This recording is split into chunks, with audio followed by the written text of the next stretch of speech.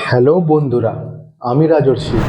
আপনারা দেখছেন আপনাদের ব্র্যান্ড নিউ চ্যানেল ইনভেস্ট ইশারা।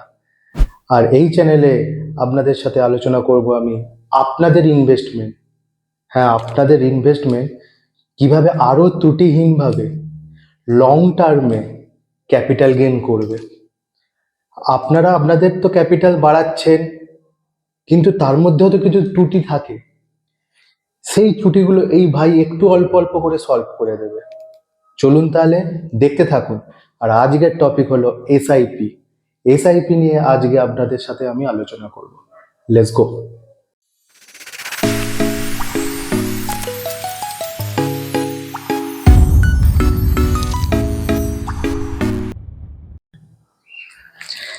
এসআইপি হলো সিস্টেমেটিক ইনভেস্টমেন্ট প্ল্যান, একটা স্টক মার্কেট ইনভেস্টমেন্টের সরল পদ্ধতির নাম হলো এসআইপি।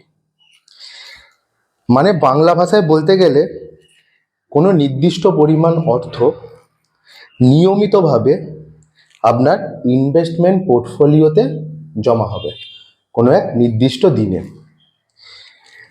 ধরুন আপনার স্যালারি ঢুকছে 1 তারিখে, 2 তারিখে আপনার এসআইপি কাটার দিন।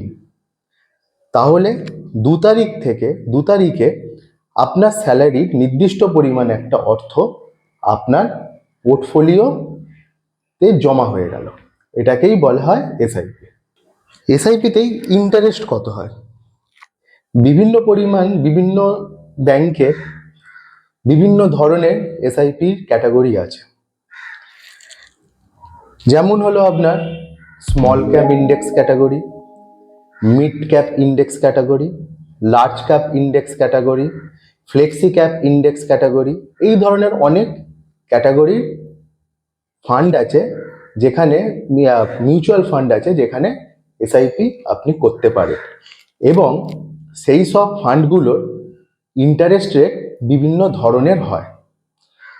যেগুলোর আপনার রিটার্ন বেশি সেগুলোর অল্প আধটু রিস্ক আছে, যেগুলোর রিটার্ন কম সেগুলোর রিস্কটা অনেকটা কম। আচ্ছা, এই তাও আপনি ধরে রাখুন মোটামুটি অন অ্যান অ্যাভারেজ আপনার এসআইপির ইন্টারেস্ট 12 থেকে 15% এর মধ্যে হবে। এসআইপিতে কারা ইনভেস্ট করবে? এসআইপিতে সবাই ইনভেস্ট করতে পারে, কিন্তু অনেক ধরনের মানুষ আছে যারা তাদের চাকরি নিয়ে, জব নিয়ে ব্যস্ত এবং বিভিন্ন ধরনের তাদের ব্যবসার সাথে যুক্ত আছে, এবং তারা সবসময় মার্কেটটাকে ফলো করতে পারে না। তাদের জন্য হলো বেস্ট এসআইপি। মানে তাদের অ্যামাউন্টটা যখন মার্কেট ইন্ডেক্স হাই আছে তখনও কাটবে, আবার যখন মার্কেট ইন্ডেক্স লো থাকবে তখনও কাটবে। ফলে মার্কেট ইন্ডেক্স অনেকটা উপরে উঠে গেলে আপনার এসআইপি ক্যাটাগরিও অতটা দেখবেন পোর্টফোলিও গেইন করছে না, অথবা মার্কেট ইন্ডেক্স নিচে পড়ে গেলেও আপনার এসআইপি ইন্ডেক্স যেটা আপনি যেই ফান্ডে আপনি ইনভেস্টমেন্ট করেছে সেই ফান্ডেরও ক্যাটাগরি মানে রিটার্ন অতটা নিচে পড়বে না। একটা ব্যালেন্স ফ্যাক্টর এখানে কাজ করে। সো যারা মার্কেট দিয়ে বেশি রিসার্চ করে না তাদের জন্য হলো বেস্ট অপশন এসআইপি। এসআইপির সুবিধা, এসআইপির অনেক সুবিধা আছে। প্রথম সুবিধা হচ্ছে আপনার হাতে টাকা কম আছে তাও আপনি এসআইপি করতে পারেন। ধরুন আপনি স্টকে ইনভেস্ট করবেন, একটা অমুক কোম্পানির স্টকের দাম হচ্ছে 2000 টাকা। তাহলে আপনার কাছে 2000 টাকা ধরুন নেই, আপনার কাছে 500 টাকা আছে, তাহলে কি আপনি সেই স্টকটাতে ঢুকতে পারবেন? আপনি ঢুকতে পারবেন না। কিন্তু এসআইপি মিউচুয়াল ফান্ডের ইউনিট হয়, সেই ইউনিট পরিমাণ মানে ইউনিটের পরিমাণ অর্থ আপনি ইনভেস্ট করতে পারেন। বিভিন্ন ধরনের ইউনিট আমরা দেখতে পাই এসআইপির। 500 টাকা থেকে শুরু, এবার বাড়তে থাকে, যত আপনি বাড়াবেন তত বাড়বে। তাহলে প্রথম সুবিধা হলো আপনি খুব কম টাকা দিয়েও এসআইপি শুরু করতে পারেন। আর একটা কি সুবিধা, আপনার এসআইপি করলে ডিসিপ্লিন বাড়ে। কারণ এসআইপির দিন ধরুন 2 তারিখ, আপনার 1 তারিখে স্যালারিটা অ্যাকাউন্টে ক্রেডিট হলো, 2 তারিখে আপনার ফান্ডটা পোর্টফোলিও অ্যাকাউন্টে কেটে গেল। এই যে প্রত্যেক মাসে এরকম হতে থাকছে, আপনি একটা ফাইন্যান্সিয়াল ডিসিপ্লিনের মধ্যে থাকবেন, আপনার বাজে খরচা কম হবে। এসআইপি করলে আপনার প্রথমেই তো ইনভেস্টমেন্টটা হয়ে গেল, তাহলে আপনার যদি বাজে খরচা থাকতো সেটা কমে যাবে। তাহলে দ্বিতীয় সুবিধা হলো আপনি এসআইপি করলে একটা ডিসিপ্লিনের মধ্যে থাকবে এবং লং টার্মে অনেকটা বড় ক্যাপিটাল গেইন করতে পারবে। আর একটা কি সুবিধা, এসআইপি করলে আপনার বারবার মার্কেট দেখতে হবে না, কতটা উঠে গেল কতটা ফান্ড নেমে গেল দেখার দরকার নেই। আপনি আপনার কাজেতে ফোকাস করতে পারবেন, আপনার অ্যাক্টিভ ইনকামে আপনি ফোকাস করতে পারবেন। আপনার এই স্টক মার্কেটে মোবাইল স্ক্রিনে সময় নষ্ট হবে না। যখন মার্কেট উঠবে আস্তে আস্তে আপনার পয়সা গেইন করবে, যখন মার্কেট নামবে আপনার পয়সা একটু হলে কম রিটার্ন দেবে, কিন্তু লং টার্মে আপনি একটা বড় অ্যামাউন্ট, আপনি বড় একটা ওয়েলথ গেইন করতে পারবেন। এটা হচ্ছে এসআইপির সব থেকে বড় গুরুত্বপূর্ণ বিষয়। এসআইপির অসুবিধা, এসআইপির খুব একটা অসুবিধা নেই, তাও কয়েকটা নেগেটিভ পয়েন্ট আছে, সেগুলো আলোচনা করব। সেগুলো হলো, যারা মার্কেট নিয়ে চর্চা করে, যারা মার্কেট নিয়ে রিসার্চ করে, তাদের জন্য এসআইপি অতটা লাভজনক নয়। কারণ ধরুন আপনি কোনো বছরে গেইন করলেন 10%, দ্বিতীয় বছরে গেইন করলেন 8%, তৃতীয় বছরে গেইন করলেন 25%, চতুর্থ বছরে গেইন করলেন 15%। এইভাবে আপনার অন অ্যান্ড অ্যাভারেজ একটা রিটার্ন 14 থেকে 15% কিন্তু একটা সামথিং রিটার্ন আপনি জেনারেট করলেন।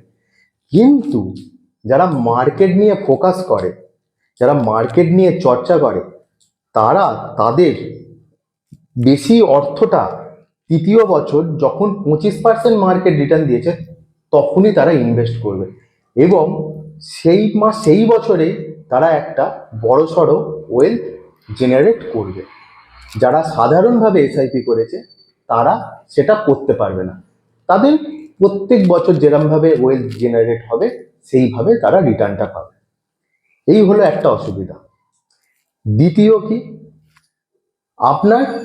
আপনি ব্যাংকে এসআইপি কোনো মাস দিতে পারলেন না, সেটা একটা, তাহলে কি হবে, টাকাটা আপনার জমবে না, না সেটা ব্যাপার নয়। ব্যাপারটা আমি বলছি, ধরুন কোনো মাসে অসুবিধা থাকতেই পারে, কোনো রকম এমার্জেন্সি আপনার আসতেই পারে, তা আপনি সেই মাসটা টাকা দিতে পারলেন না, তাহলে কি হতে পারে, যদি আপনার ব্যাংক থেকে এসআইপি অটো ডেবিট হয়ে থাকে তাহলে অটো ডেবিট ডিজনার চার্জ, যেটা ব্যাংকে সাধারণত 400 থেকে 500 টাকা কাটে, সেই টাকাটা আপনার বেকার বেকার কাটা যাবে।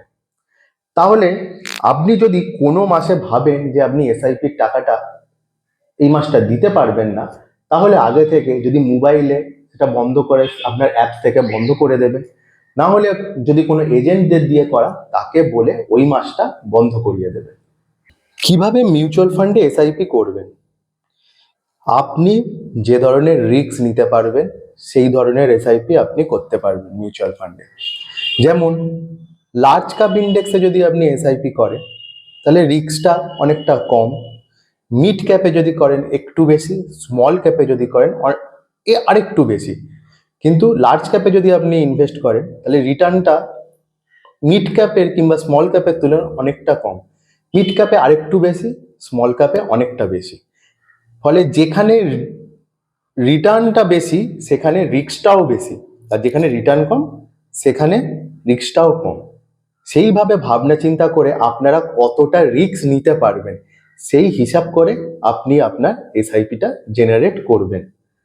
এসআইপি উইথড্রল কিভাবে করবেন, যদি আপনার এসআইপি 1 বছরের কম হয় তাহলে আপনার যেটা গেন হবে যেটা আপনার প্রফিট হবে তার short term capital gain tax লাগবে, যেটা 15% মতো আপনার প্রফিট থেকে কেটে যাবে, সেই ট্যাক্সটা কেটে যাবে। এবং 1 বছরের যদি বেশি হয় তাহলে long term capital gain tax লাগবে, যেটা আপনার প্রফিট আপনার প্রফিট 1 লাখ টাকা পর্যন্ত ছাড়, তারপরে যেটা হবে তার উপর 12% কাটবে। ধরুন আপনার প্রফিট হলো 1 লাখ টাকা, তাহলে আপনার কোনো ক্যাপিটাল গেন ট্যাক্স লাগবে না। কিন্তু এখন এবছরে নিয়ম করেছে আপনার সেটাতেও ক্যাপিটাল গেন ট্যাক্স লেগে যাবে। আগে এটা ছিল না, আগে 1 লাখ টাকা অবধি ছাড় থাকতো, তারপর যেটা আপনি প্রফিট হবে তার 12% ক্যাপিটাল গেন ট্যাক্স দিতে হবে। কিন্তু এখন পুরোটাই আপনার যতটাই প্রফিট হবে তার 12% long term capital gain tax দিতে হবে, এটা 1 বছরের ওপর হলে। আর 1 বছরের নিচে হলে কি হবে, 15% ক্যাপিটাল গেন ট্যাক্স দিতে হবে। এসআইপি আপনি কতদিন চালাবেন? দেখুন, এসআইপি চালাবার কোনো নিয়মাবলী নেই, আপনি যত দিন ইচ্ছা তত দিন চালাতে পারেন। আপনি 1 বছরও চালাতে পারেন, তাহলে আপনার short term capital gain tax পড়ে যাবে।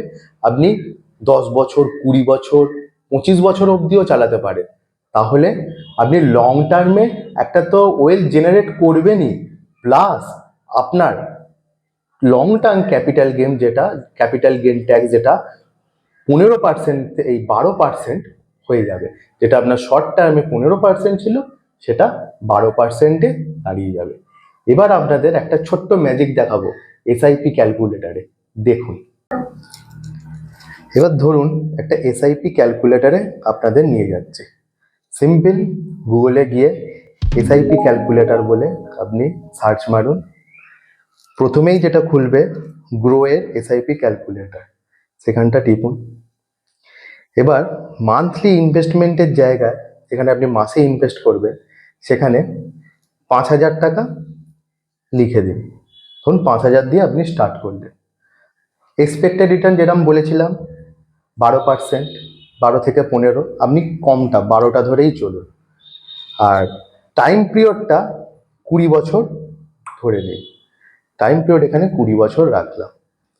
দেখুন, ইনভেস্টেড অ্যামাউন্ট আপনার 12 লাখ, এক্সপেক্টেড রিটার্ন আপনার হচ্ছে 33,99,287, আর টোটাল ভ্যালু হচ্ছে আপনার 45,99,287।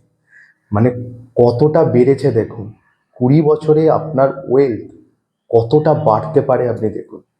এবার একটা ছোট্ট ম্যাজিক দেখাচ্ছি, দেখুন। এক্সপেক্টেড রিটার্ন 12 থেকে 15 বলেছিলাম, আপনি 1% বাড়িয়ে দিন, মার্কেট কোনো কারণে 13% হয়ে গেছে, 13.1% হয়ে গেছে।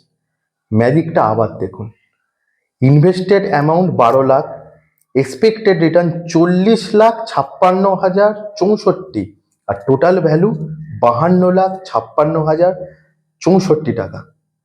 তাহলে বুঝলেন আপনার ওয়েলথ যদি লং টার্মে কতটা গেইন করতে পারে এই ছোট্ট একটা 5,000 টাকার এসআইপি করে।